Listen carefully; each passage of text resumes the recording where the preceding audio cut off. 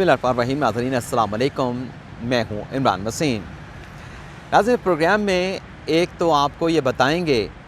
कि साबिक़ वज़ीर आज़म इमरान ख़ान के वकील को चीफ़ जस्टिस के सामने किस बात पर माज़रत करना पड़ी, किस बात की वजाहत देना पड़ी। इसके अलावा मुस्लिम नवाज़ के रहनुमा अता तारड़, जो कि वज़ीर आज़म शहबाज शरीफ के मामले ख़ुसूसी भी हैं, उन्होंने आला अदलिया के जज साहबान के सामने हाथ क्यों जोड़े और हाथ जोड़ के अता तारड़ ने जज साहबान से क्या दरख्वास्त की है, क्या अपील की है, ये तफसीलात और इसके अलावा हमारे आज के प्रोग्राम की जो दीगर अहम ख़बरें हैं उनकी तफसीलात भी आपकी खिदमत में पेश करेंगे। नाज़रीन, इस्लामाबाद हाई कोर्ट में जो साबिक़ वज़ीर आज़म इमरान ख़ान की नाअहली का मुकदमा है, जिसमें उनकी मुबैना बेटी टैरियान को जवाज़ बना के इमरान ख़ान की ताहयात नाअहली मांगी गई है। इस केस में नाज़रीन गुज़िश्ता समात पर जो इमरान ख़ान साहब के वकील सलमान अकरम राजा और बैरिस्टर अली ज़फ़र की जानिब से जो जवाब जमा करवाया गया था, उस तहरीरी जवाब में इस केस की समात करने वाले जो इस्लामाबाद हाई कोर्ट के चीफ जस्टिस हैं आमिर फ़ारूक, उन पे एतराज़ उठाया गया था। एतराज़ नाज़रीन चेयरमैन PTI और उनके वकला का ये था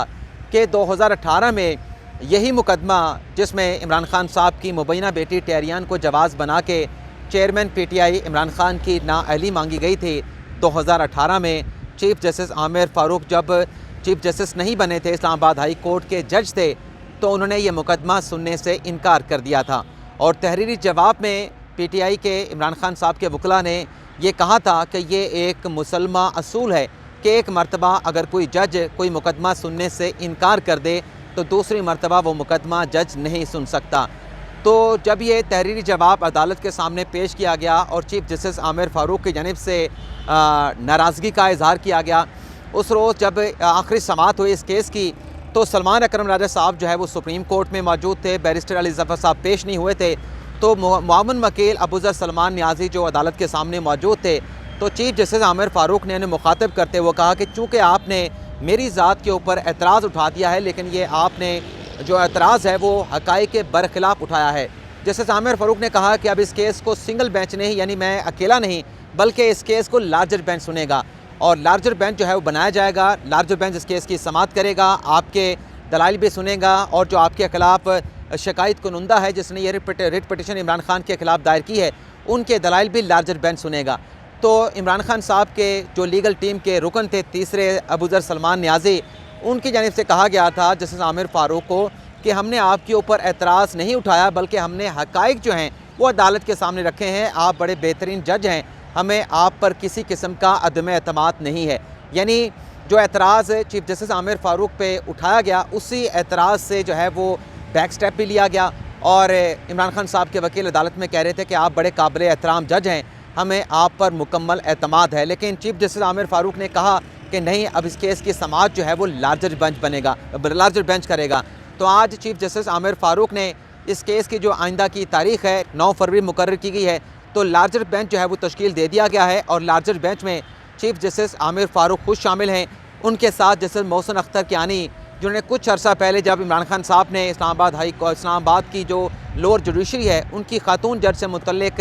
नाजेबा रिमार्क्स कहे थे और फिर इमरान ख़ान के ख़िलाफ़ खातून जज को धमकी देने का मुकदमा भी बना और इमरान ख़ान के ख़िलाफ़ तौहीन अदालत की इस्लामाबाद हाई कोर्ट में कार्रवाई का आगाज़ भी हुआ। तो जो इस्लामाबाद हाई कोर्ट में इमरान ख़ान के ख़िलाफ़ तौहीन अदालत की कार्रवाई शुरू हुई थी, उसमें जो शोकास नोटिस जारी किया गया था वो जस्टिस मोहसिन अख्तर कियानी की सरबराही में 3 रुकनी बेंच ने जारी किया था। इसके अलावा नाज़रीन जो तीसरे जज इस केस में शामिल किए गए हैं लार्जर बेंच में, वो जस्टिस अरबाब ताहिर साहब हैं, जो कि माजी में बलूचिस्तान हाई कोर्ट के एडवोकेट जनरल जो है वो बलूचिस्तान रह चुके हैं और अभी 31 दिसंबर को जो इस्लामाबाद में बल्दियाती इलेक्शन होना था, तो 30 दिसंबर को जो इलेक्शन कमीशन को हुक्म दिया था सिंगल बेंच ने कि इलेक्शन कमीशन जो है वो अपने शेड्यूल के मुताबिक 31 दिसंबर को इस्लामाबाद में बल्दियाती इलेक्शन करवाए, तो वो जस्टिस अरबाब ताहिर साहब थे। तो ये 3 रुकनी बेंच जो है अब ये तश्कील दे दिया है जो 9 फरवरी से इस केस की समात करेगा। इस केस में नाज़रीन दूसरी जो अहम डेवलपमेंट हुई है, मुस्लिम नवाज़ के रहनुमा अता तारड़, जो कि वज़ीर आज़म शहबाज शरीफ के मामले ख़ुसूसी भी हैं, आज उन्होंने नाज़रीन एक अहम प्रेस कॉन्फ्रेंस की है। इस प्रेस कॉन्फ्रेंस में नाज़रीन एक तो हाथ जोड़ के अता तारड़ ने प्रेस कॉन्फ्रेंस के दौरान कहा कि मैं हाथ जोड़ के इस्लामाबाद हाई कोर्ट के जज साहबान से ये दरख्वास्त करता हूँ, ये अपील करता हूँ कि इमरान ख़ान का ये जो नाअहली का मुकदमा है मुबैना बेटी टैरियान के हवाले से, इसकी रोज़ाना की बुनियाद पर समात की जाए। अता तार ने कहा कि नवाज शरीफ का मुकदमा 6 माह में कंक्लूड करने का हुक्म दिया गया, मरीम नवाज़ के ख़िलाफ़ मुकदमा 6 माह में कंक्लूड करने का हुक्म दिया गया। तो ये जो इमरान खान के ख़िलाफ़ मुकदमा है इसका महीनों के अंदर फ़ैसला क्यों नहीं हो सकता। और उन्होंने ये भी कहा कि अगर साबिक़ वज़ीर आज़म नवाज शरीफ को अपने बेटे से तनख्वाह ना लेने की बुनियाद के ऊपर, एकामा की बिना के ऊपर डिस्क्वालीफाई किया जा सकता है, उन पर आर्टिकल 62(1)(f) का इतलाक़ हो सकता है, तो इमरान खान साहब जो हैं उनके ख़िलाफ़ अपनी बेटी को छुपाने पर आर्टिकल 62(1)(f) का इतलाक़ क्यों नहीं हो सकता। इसी प्रेस कॉन्फ्रेंस में अता तारड़ ने यह भी इस्लामाबाद हाई कोर्ट के जज साहबान से ये अपील की, ये दरख्वास्त की कि इस केस में रोज़ाना की बुनियाद पर समाअत करें, इंसाफ करें और फ़ैसला करें कि इमरान खान पर आर्टिकल 62-63 का इतलाक़ होता है, नहीं होता। अगर होता है तो इमरान खान को डिस्क्वालीफाई किया जाए, अगर इमरान खान पर आर्टिकल 62-63 का इतलाक़ नहीं होता तो फिर अपील मुस्तरद कर दें, ताकि जो शिकायत कुनुंदा है जो इमरान खान के ख़िलाफ़ ये अपील लेके आया है वो सुप्रीम कोर्ट से रजू करे। इसके अलावा नाज़रीन इसी प्रेस कॉन्फ्रेंस में अता तारड़ ने इस बात का इंकशाफ भी किया है, ये दावा भी किया है कि जो साबिक़ वज़ीर पंजाब परवेज़ इलाही साहब के जो सेक्रेटरी थे मोहम्मद खान भट्टी, ख़बरें ये चली, अता तारड़ ने कहा कि उन्हें सिंध में मटियारी से गिरफ़्तार कर लिया गया है। तो अता तारड़ ने कहा कि किसी पुलिस ने परवेज़ इलाही के जो सेक्रेटरी हैं साबिक़ मोहम्मद खान, उन्हें गिरफ़्तार नहीं किया, बल्कि ये एक स्टंट जो है, एक प्लान किया गया है कि किसी तरीके से हमदर्दी हासिल की जाए, और ख़ुद उन्होंने मोहम्मद खान भट्टी को कहीं छुपाया है और फिर ये ख़बर मीडिया को दी गई कि मोहम्मद खान भट्टी को सिंध मटियारी से गिरफ़्तार उस वक्त किया गया जब वो अबूरी ज़मानत हासिल करने के लिए सिंध हाई कोर्ट जा रहे थे। लेकिन अता तारड़ ने कहा है कि किसी पुलिस ने, सिंध पुलिस ने परवेज़ इलाही के जो साबिक़ सेक्रेटरी हैं उन्हें गिरफ़्तार नहीं किया, बल्कि ये अपना इनका बनाया हुआ प्लान है और इसे मंजर आम से गायब किया गया है मोहम्मद खान भट्टी को। अब यहाँ पे आपको ये बता दें कि अगर ये दावा दुरुस्त है अता तारड़ साहब का, तो पिछले 8 रोज़ से जो मुस्लिम काफ के रहनुमा हैं, उनकी जो लीगल टीम के अहम रहनुमा हैं आमिर सईद रां, उनकी भी गुमशुदगी की ख़बरें चल रही हैं। और अभी तक जो है इस्लामाबाद लाहौर हाई कोर्ट में जो इस मामले के ऊपर समाअत हुई है, 8 रोज़ से जो CCP लाहौर हैं, जो FIA के हुकाम हैं, वो अदालत में किसी किस्म का कोई वाज़ेह बयान देने से कासिर हैं, बल्कि उन्होंने अपनी बेबसी का इज़हार किया है FIA के हुकाम ने और CCP लाहौर ने कि हमें नहीं मालूम कि आमिर सईद रां कहाँ पे हैं। तो ये भी फिर अगर ये दावा जो किया है अता तारड़ साहब ने, जो इंकशाफ किया है कि मोहम्मद खान भट्टी गायब हुए हैं, उन्हें गिरफ़्तार नहीं किया गया, तो फिर जो आमिर सईद रां से मुतल्लिक उनकी जो गुमशुदगी की खबर है वो भी इसी किस्म का कोई प्लांटेड किस्म का एक प्लान बज़ाहिर नज़र आता है। इसके अलावा नाज़रीन आज इस्लामाबाद के डिस्ट्रिक्ट जुडिशरी में जो साबिक़ वज़ीर दाखिला शेख रशीद की दरख्वास्त ज़मानत पे समाअत हुई। फ़ैसला आप नाज़रीन को मालूम हो चुका होगा कि आज जो इस केस की समाअत करने वाले जज साहब थे उमर शबीर साहब, जिन्होंने पहले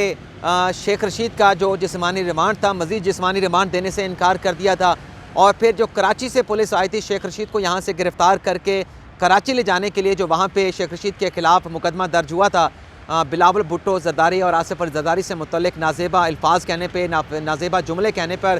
तो यही उमर शबीर साहब थे जिन्होंने शेख रशीद का राहदारी रिमांड 1 नहीं 2 नहीं बल्कि 3 मरतबा रिमांड देने से इनकार कर दिया था और शेख रशीद को जुडिशल कर दिया था। आज नाज़रीन शेख रशीद की दरख्वास्त ज़मानत पे समाअत हुई है और उनके जो वकील थे सरदार अब्दुल राज़िक, उन्होंने दलाइल दिए और उसके बाद जो मुद्दई हैं इस केस में उनके वकील की जानिब से दलाइल दिए गए, प्रोसिक्यूशन की जानिब से दलाइल दिए गए। तो अदालत ने तमाम फरीकैन के दलाइल सुनने के बाद शेख रशीद की दरख्वास्त ज़मानत पे फ़ैसला महफूज किया और जब नाज़रीन ये फ़ैसला महफूज किया गया तो बज़ाहिर ऐसा लग रहा था कि यानी इम्कान नज़र आ रहा था कि शेख साहब की ज़मानत एक्सेप्ट कर ली जाएगी। लेकिन जब 3 बजे ये फ़ैसला अनाउंस किया गया, 3 बजकर कुछ मिनट पर गालिबन 2 या 3 मिनट का वक्त था, तो शेख रशीद की दरख्वास्त ज़मानत को अदालत की जानिब से मुस्तरद कर दिया गया। और साथ में जो शेख रशीद साहब ने यह फ़ैसला किया था कि वो रावलपिंडी के 2 हलकों में NA 60 और 62 में जो इलेक्शन होने जा रहा है वो इलेक्शन भी लड़ेंगे। तो जो नॉमिनेशन फ़ाइल करने का मामला है उस पर अदालत ने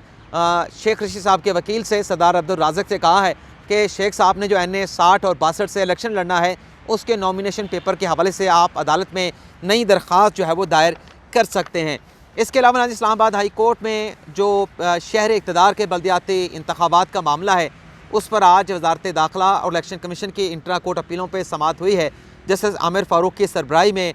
2 रुकनी बेंच ने इस केस की समाअत की और आज एक मरतबा फिर वफाकी हुकूमत के जो वकील थे additional attorney general Munawwar Duggal साहब ने केस की समाअत को मुलतवी करने की दरख्वास्त की। मुनव्वर दुग्गल साहब ने अदालत से कहा कि इस केस में जो additional attorney general Aamir Rahman साहब उन्होंने पेश होना है, लेकिन वो सुप्रीम कोर्ट में मसरूफ़ हैं। सुप्रीम कोर्ट में इमरान खान साहब ने जो नैब तरमीम को चैलेंज कर रखा है उसमें आमिर रहमान साहब जो है वो दलाइल उन्होंने देने हैं, वो उस केस में बैठे हैं, उस केस में मसरूफ़ हैं, तो आज इस केस की समाअत ना की जाए। तो चीफ जस्टिस आमिर फ़ारूक साहब ने एक तो कहा कि चलें आज समाअत मुलतवी कर देते हैं और देखते हैं कि कल इस केस की समाअत हो सकती है। अगर सुप्रीम कोर्ट में नैब तरमीम की दरख्वास्त की कोई लंबी तारीख पड़ गई तो कल फिर बल्दियाती इंतखाबात के हवाले से इस केस की हम समाअत करेंगे। और साथ में चीफ जस्टिस आमिर फ़ारूक ने तमाम फ़रीक़ैन से ये भी कहा है कि इस नुक्ते के ऊपर आप अदालत की मामनत करें कि क्या Islamabad high court election commission जो कि एक आइनी इदारा है, आइन के तहत एक क्रिएट किया गया एक बॉडी है, आइनी बॉडी है, क्या Islamabad high court election commission को डायरेक्शन दे सकती है। एक तो ये मामनत मांगी गई है अटॉर्नी जनरल से, सरकारी वकील से, PTI के वकला से और दीगर जो मुतल्लका फ़रीक़ैन हैं उनसे इस नुक्ते के ऊपर मामनत मांगी गई है। और साथ में चीफ जस्टिस आमिर फ़ारूक ने यह भी कह दिया कि अगर मेरी हद तक बात हो तो मेरा ख्याल ये है कि इस्लामाबाद हाई कोर्ट जो है बल्दियाती इंतखाबात करवाने के हवाले से इलेक्शन कमीशन को डायरेक्शन दे सकती है, उसे हुक्म पास कर सकती है कि आप इलेक्शन करवाएं। इसके अलावा नाज़रीन मुझे ये जो मैंने अभी जिक्र किया कि मुस्लिम नवाज़ के जो रहनुमा हैं अता तारड़ साहब, उन्होंने प्रेस कॉन्फ्रेंस की। इस प्रेस कॉन्फ्रेंस में नाज़रीन एक और एलिगेशन भी लगाया गया अता तारड़ की जानिब से, जो इमरान खान साहब की अहलिया हैं, बुशरा बीबी के जो दोस्त हैं फ़राह गोगी, फ़राह ख़ान, उन पे इल्ज़ाम ये लगाया गया है कि 3.5 साल तक जो पंजाब में हुकूमत रही उस्मान बुज़दार साहब की, इन 3.5 सालों में जो फ़राह ख़ान साहबा थी उनके अकाउंट्स में मजमूई तौर पे 959 ट्रांजैक्शंस हुई और कैश की सूरत में 1 अरब 6 करोड़ रुपए जमा करवाए गए। तो सवाल अता तारड़ ने ये उठाया कि तमाम जो ट्रांजैक्शंस हैं, ये जो 959 ट्रांजैक्शन थी, इसमें कैश डिपॉजिट करवाया गया, कोई चेक जमा नहीं करवाया गया, कोई ड्राफ्ट जमा नहीं कराया गया, कोई पे आर्डर, कोई मनी आर्डर जमा नहीं करवाया गया। तो ये वो पैसे हैं जो करप्शन की मद में इकट्ठे किए जा रहे थे और फिर इन पैसों को आगे जो है वो फॉरवर्ड किया जा रहा था, आगे मुतल्लिका लोगों तक पहुंचाया जा रहा था। तो ये एक बड़ा अहम सवाल जो है वो अता तारड़ साहब ने उठाया है। देखते हैं कि PTI इन सवालों का क्या जवाब देती है। इसके अलावा नाजरीन एक और बड़ी अहम डेवलपमेंट हुई है। ख्वाजा साद रफ़ीक वफाकी वज़ीर हैं और खैबर पख्तूनख्वा के गवर्नर ग़ुलाम अली ने आज 2 मुख्तलिफ बयानात दिए हैं, जिससे ये नज़र आ रहा है कि ऐसा कोई इंटेंट नहीं है हुकूमत का कि वो पंजाब और खैबर पख्तूनख्वा में जो सूबाई असम्बलियों के इलेक्शन होने हैं वो ये इलेक्शन करवाना चाहते हैं। दोनों नाज़रीन रहनुमाओं की जानिब से बयान दिया गया है कि एक बार इलेक्शन होने चाहिए, बार बार अगर मुल्क में इलेक्शन करवाए गए तो इससे इंतशार होगा। तो ये नाज़रीन जो इमरान खान साहब ने असम्बली पंजाब की तहलील की, खैबर पख्तूनख्वा की तहलील की, और इमरान खान साहब इस बात का जो है वो बार बार इस बात का इजहार करते हैं कि क्योंकि आइन के अंदर 90 रोज़ की एक डेडलाइन दे दी गई है, तो ये 90 रोज़ की डेडलाइन रखते हुए हमने पंजाब और खैबर पख्तूनख्वा की असम्बली तहलील की थी और इमरान खान साहब ने इस बात का ऐलान भी किया है कि 90 रोज़ में अगर इलेक्शन ना करवाए गए, तारीख ना दी गई पंजाब और खैबर पख्तूनख्वा में इलेक्शन करवाने की, तो हम जेल भरो तहरीक का ऐलान करेंगे। ये अलग बहस है कि PTI की जानिब से जेल भरो तहरीक का आगाज़ होता है, अगर होता है तो कौन से लोगों को गिरफ्तारियाँ देने का कहा जाएगा। इमरान खान खुद गिरफ्तारी देंगे, नहीं देंगे, PTI के अहम रहनुमा गिरफ्तारी देंगे, नहीं देंगे। लेकिन ये जो नाज़रीन इलेक्शन की ताख़ीर का मामला है ये बड़ा संगीन है। आइन की एक कमांड है, आइन का एक तकाज़ा है कि 90 दिन के अंदर इलेक्शन होना चाहिए। अगर 90 दिन के अंदर इलेक्शन नहीं होगा तो ज़ाहिर सी बात है कि सीधी सीधी आइन की वायलेशन है। क्या ये आइन की वायलेशन मौजूदा जो हुक्मरान इत्तेहाद है इसको बेयर कर सकता है, इसको बर्दाश्त कर सकता है? आइन का जो बर्डन उनके कंधों पे आएगा, उनके सर के ऊपर जो आइन का इतना बड़ा बोझ पड़ेगा, क्या वो इसको बर्दाश्त कर पाएंगे? ये सवाल मेरा आप नाज़रीन से है। हम आपसे इजाज़त चाहेंगे। अल्लाह ताला हम सब का हामी नासिर हो। अपनी ढेर सारी दुआओं में याद रखिएगा। अल्लाह हाफिज़।